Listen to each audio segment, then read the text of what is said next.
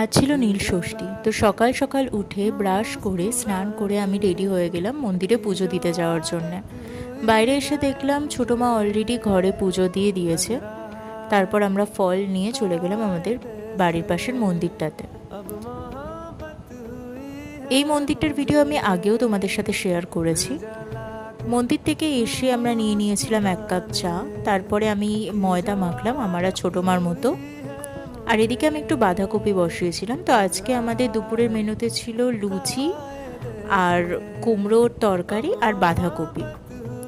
তো তারপরে আমি শোকেসটা গোছাতে একটু হেল্প করছিলাম। দেন এদিকে ছোটো মা লাঞ্চের জন্যে আমাদের লুচিগুলো ভাজছিল। তার সাথে এই মিষ্টিটাও ছিল, যেটা হালদিরামসের। তারপর আমি একটু ঘুমিয়ে নিয়েছিলাম। দেন সন্ধ্যেবেলায় উঠে আবার 1 কাপ চা নিলাম। সন্ধেবেলা একটু চটপাটা কিছু খেতে ইচ্ছা করছিল, তাই আমি নিয়ে নিয়েছিলাম এই আলু মরিচটা। তারপর একটু স্কিন কেয়ার করলাম। আর রাতে ছিল সাবু মাখা। তো ব্যাস এইভাবেই কাটলো আমার আজকের দিন।